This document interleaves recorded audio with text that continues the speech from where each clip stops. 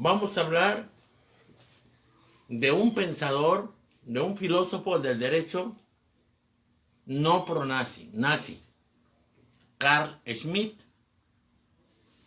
y de pasada de un concepto, Lebensraum, que es algo así como espacio vital, que empezó a manejar un sueco, Kechelen, y que luego precisó otro alemán, Karl Haushofer. Carl Schmitt es un hombre que de verdad es un erudito con una además cultura asombrosa, rara en la derecha y más rara aún en la extrema derecha. Sin embargo, por más esfuerzos que hizo Carl Schmitt, igual que Haushofer, finalmente serán segregados del sistema del poder nazi. Esto que le sea una advertencia para los intelectuales brillantes que se acercan a las derechas. ¿Cómo?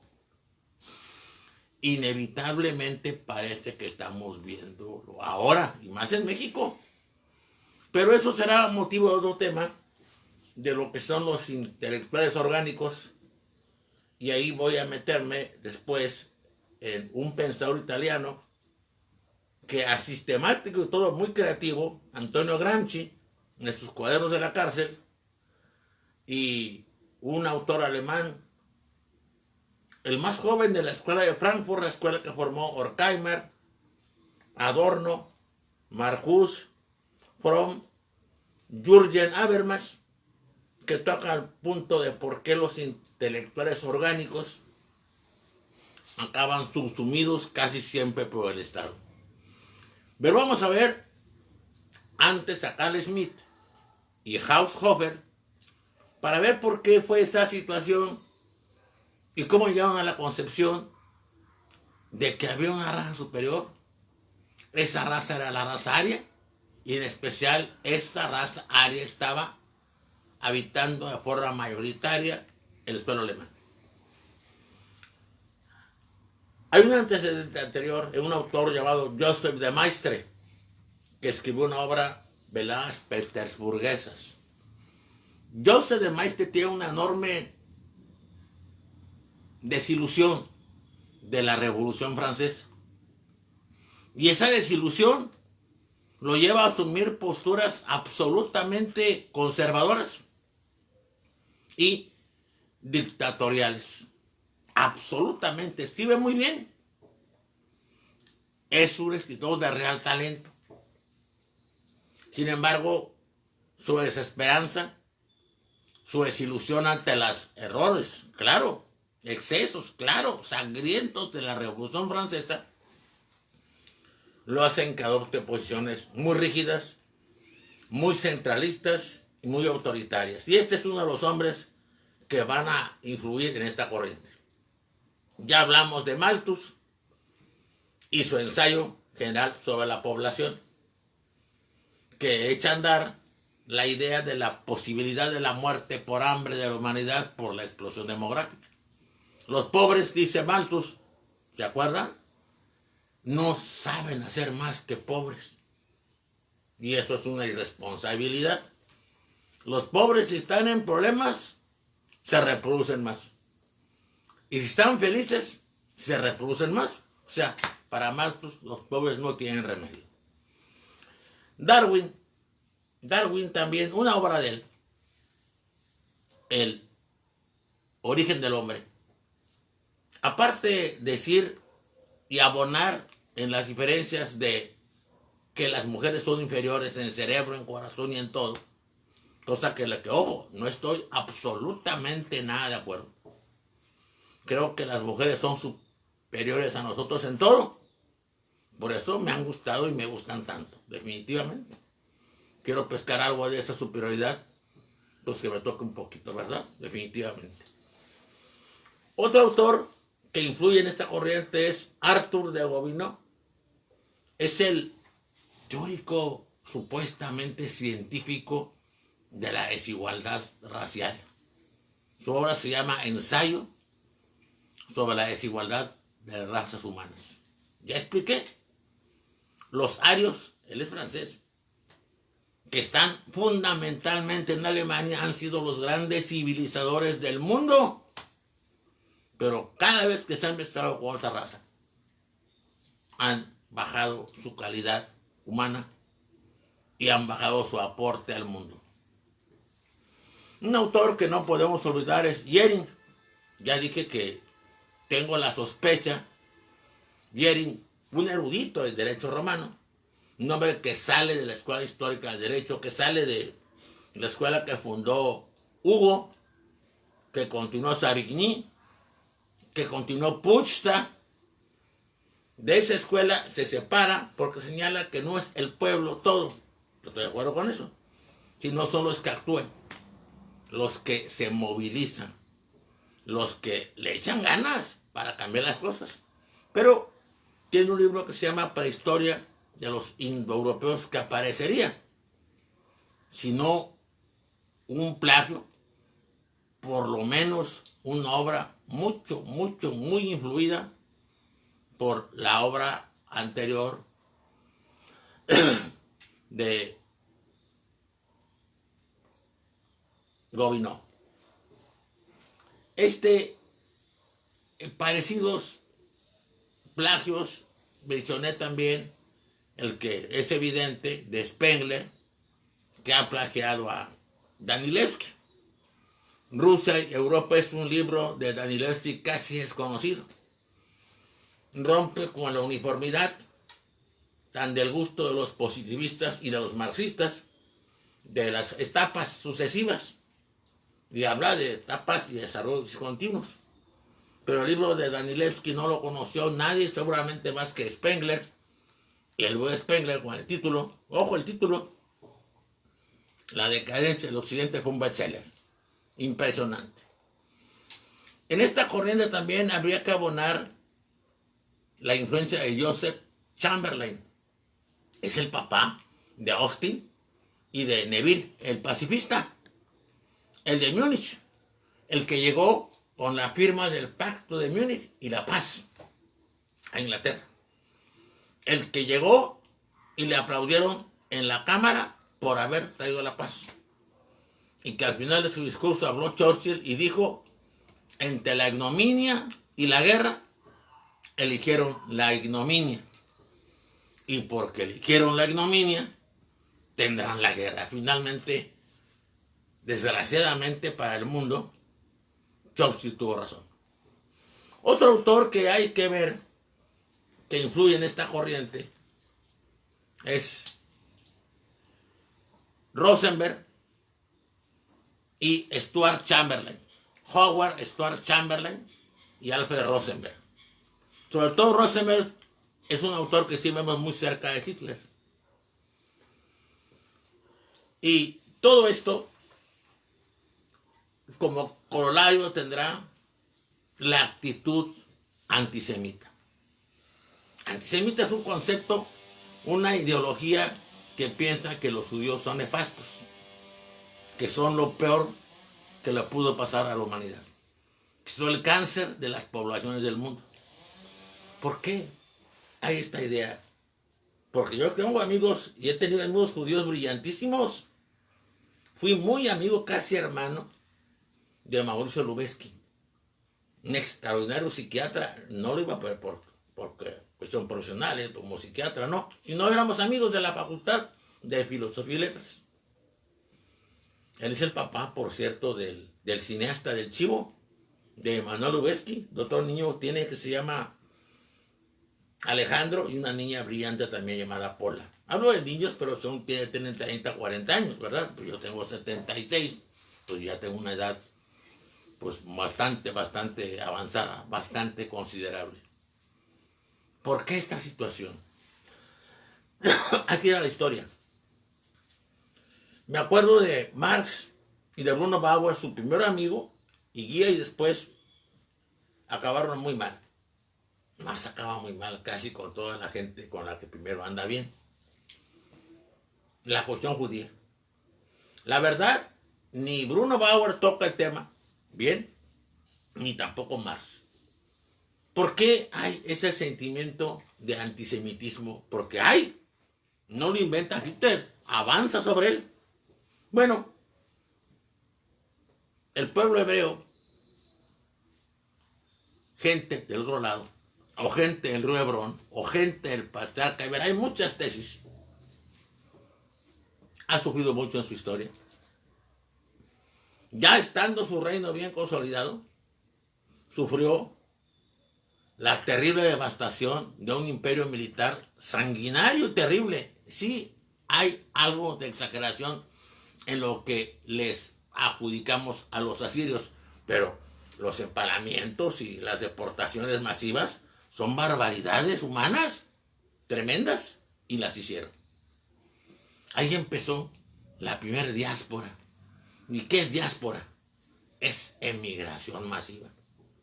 O sea, lo sacan al pueblo entero y lo sacan y lo echan fuera para ocupar el lugar ellos con su gente. Y ese pueblo empieza a errar, empieza a caminar, empieza a deambular. No tiene territorio, no tiene patria. Donde van, se unen ellos. Se unifican por su vestimenta, por sus creencias en comida y en usos cotidianos y en su religión. Y eso, desgraciadamente, los segrega de entrada. ¿Por qué? Parecen chocantes al pueblo por donde van pasando. Pero además el pueblo también los segrega y los vende, los meterá después en guetos. Un gueto es un espacio, un lugar que ocupa una realidad social. Yo, por ejemplo, y mis compañeros maestros y maestras, a quienes saludo, tenemos un gueto, el gueto universitario. Ahí están maestros, alumnos, ahorita, no por la pandemia, ahí están administrativos y de intendencia. Ahí están. A los judíos los van a aislar en guetos. Aumenta la segregación. Los controlan. Y cuando ocurre algo, una epidemia, una enfermedad, son los judíos. Ocurre algún problema económico que el gobierno no puede resolver, son los judíos. Y vienen los pogroms. Los alumnos, exalumnos que me están oyendo, apunten esas palabras. Diáspora, emigración masiva. Apunten la palabra segregación. De lado y lado. Del lado del pueblo que va llegando y del lado de ellos mismos. Apunten gueto. Un lugar aparte de los demás. Y apunten la palabra pogroms, que son represiones hechas por motivos casi siempre injustificados desde la cúpula. Pero los hebreos, judíos, israelitas, no sufrieron una sola diáspora. No nomás sufrieron la diáspora asiria. Después siguió la neobabilónica. Después siguió la diáspora persa. Después siguió, pues está más suave, la helénica, porque un poco del comportamiento de Alejandro, que buscaba un imperio de integración, eso fue el helenismo, y eso pues va a Roma después. Aquí llegamos a Antíoco III y Antíoco IV Epífanes, que les pareció absurda la creencia en un ser superior único y la circuncisión. Y entonces presionaron a los hebreos tanto que surgió una rebelión que triunfó por un tiempo. La macabeada, los macabeos, Matatías, Judas, Alejandro, etc. En un tiempo hubo otra vez Estado judío. Después, Roma.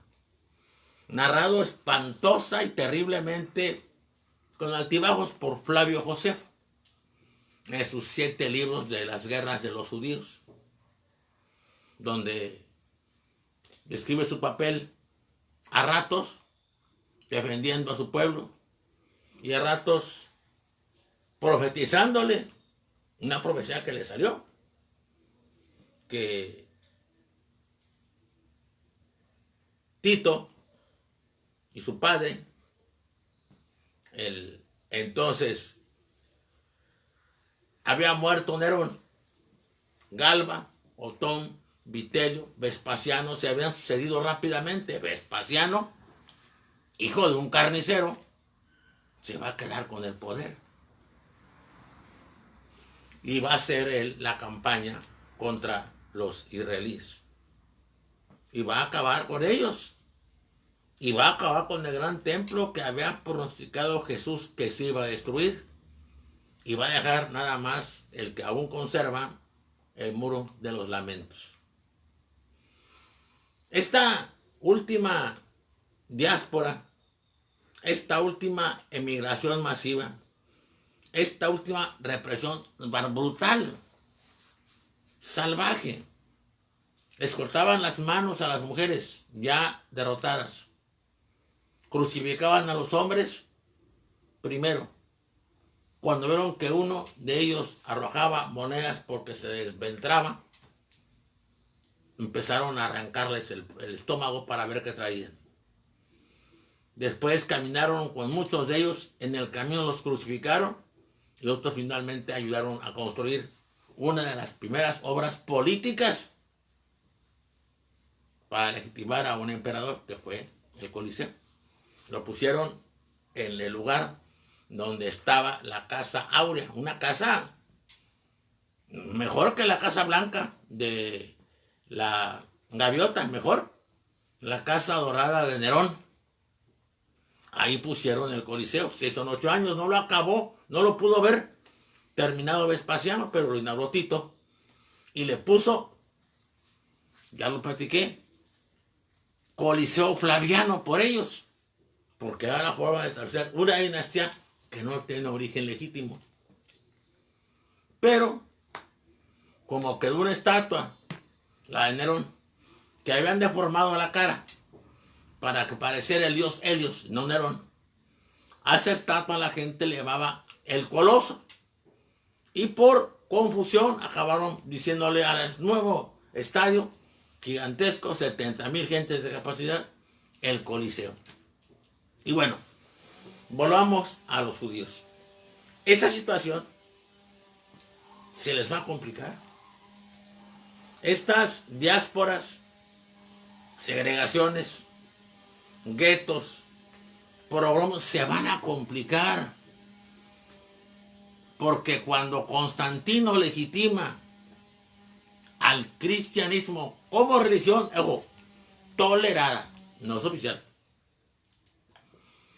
no es oficial todavía, será Teodosio después.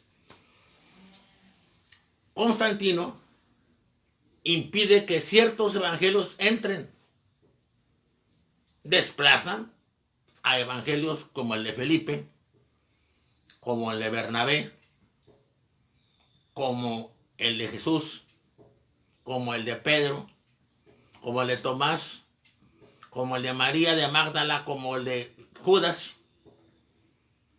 Se van a refugiar en Nag Hammadi muchos años después.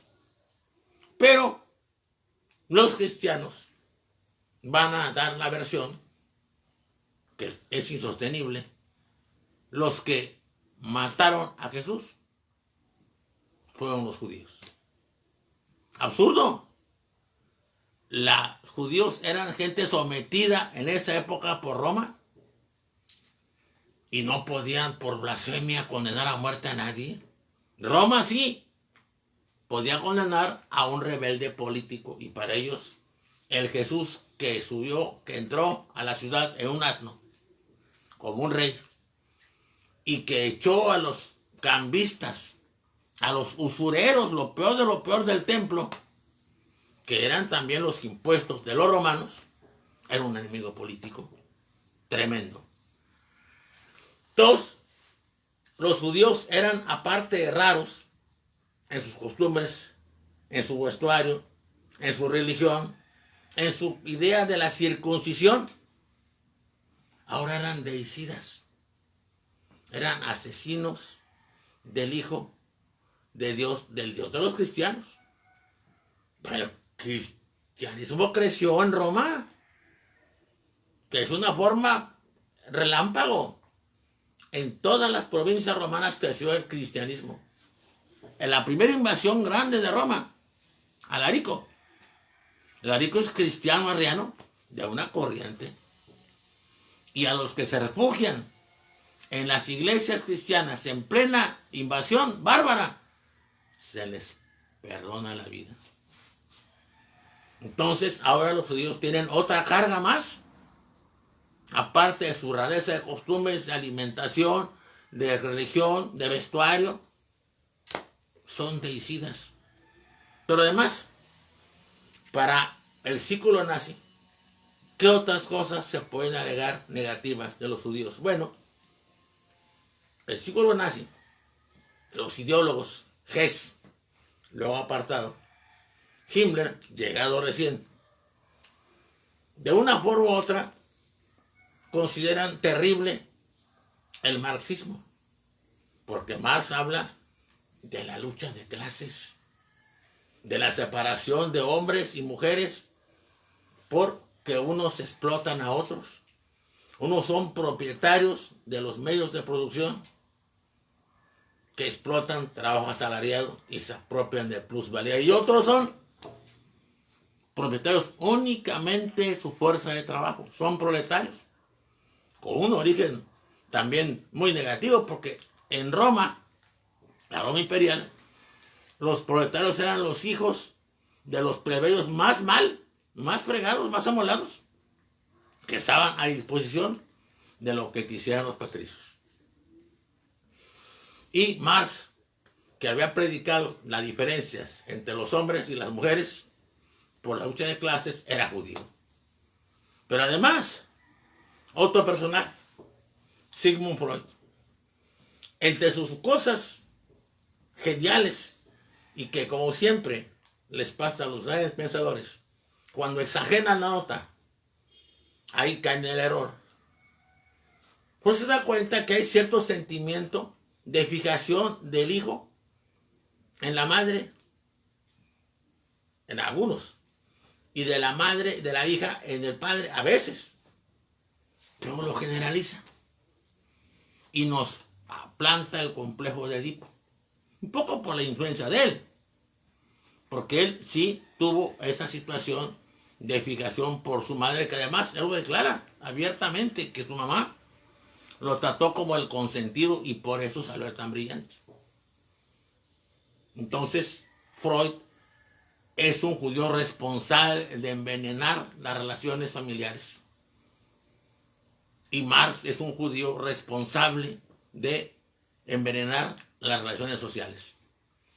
Y si le agregamos la cuestión de deicidas, asesinos del Hijo de Dios, tenemos todo el caldo, el consomé, bien, el caldo gallego, como quieran llamarlo, o el cocido mexicano, o cocido madrileño, como quieran, perfectamente hecho. Y ahí está ya el nazismo, y ahí está ya Karl Haushofer, el creador del Lebensraum, el espacio vital que necesita una raza como la raza aria alemana para desarrollarse. Curiosamente, complicado en el atentado de Stauffenberg, él y su hijo fueron a Dachau y acabó, dicen que suicidándose, pero parece que tuvo mucho que ver en su muerte en la SS. Y en cuanto a Carl Schmitt, no pudo sostenerse en la cúpula nazi, por más que hizo genuflexiones teóricas para justificar su acercamiento y su coincidencia con sus titeros. Cada vez más se fue alejando y acabó huyendo. Acabó bien tratado en España, en la España falangista de Franco. Algunos pensadores españoles le hicieron los prólogos o hicieron presentaciones y prontuarios de sus obras. Vamos a ver en la próxima clase, la próxima grabación, espero que mañana,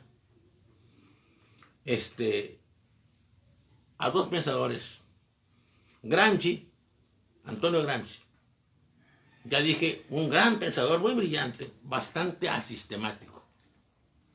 Pero eso es también una clave de su brillantez. Y vamos a ver a Jürgen Habermas, el más joven de la escuela de Frankfurt, que se van a andar primero Max Horkheimer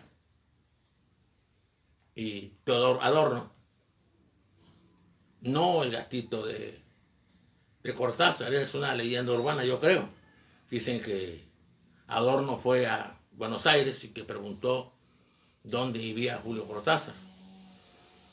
Y le preguntaron que por qué quería saber, y dijo él que porque leía sus obras él y que veía que un personaje permanente era un gatito que se llamaba Adorno, que se estaba paseando siempre mientras Julio escribía.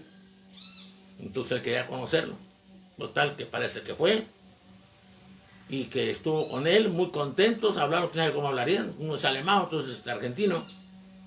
Bueno, los argentinos hablan también bastante raro el español, hablan bastante raro, pero no como para hablar igual que un alemán. Y al final le preguntaron, ¿conoció al gatito? Dijeron que sí, dijo él que sí. Y le preguntaron, ¿qué le pareció? Y dice, somos igualitos. Con razón, le puso mi nombre al gatito. Pero esto puede ser que sea una de tantas leyendas urbanas que luego surgen. Quiero que pongan mucha atención al próximo plática, porque voy a conectar este racismo, esta actitud de desprecio a cierta raza o a cierta gente, esa actitud de superioridad de algunos grupos o razas que se creen mejores que otros. Y, ojo, ¿por qué los intelectuales, muchos intelectuales, tienden a aceptar estos conceptos?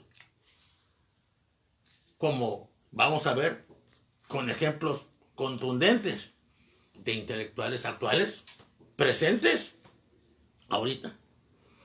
Muchas gracias a todos. Quiero agradecer, como siempre, a mi queridísima UAT, mi Facultad de Derecho, a mi director, el doctor Marco Antonio Cortines ND, y a todos mis compañeros y compañeras que están trabajando con mucha brillantez y con mucho cariño por los alumnos. Lo mismo para mi querida otra institución, madre mía, me ha dado mucho, el ICES, y su rector emérito, mi amigo, el doctor Carlos Lisandro Dorante de Rosal, su equipo, formado por su esposa, la doctora Manuela Acosta, su hijo Carlos Doranes Acosta, su hija Cristina Doranes Acosta, y nuestra increíble y trabajadora, dedicada, rectora, siempre cercana a nosotros, Sandra Ávila.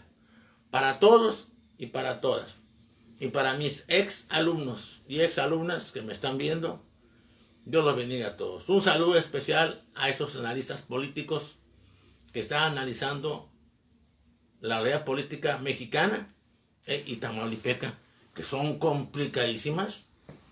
Parecen una tour de force ante la lógica.